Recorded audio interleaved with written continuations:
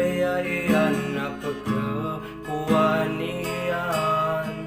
Dilagid ako namin sakit, so pagkabayaan ko. Di akong kipantun sa ginawa ko, kada tamo kami napipalong ko.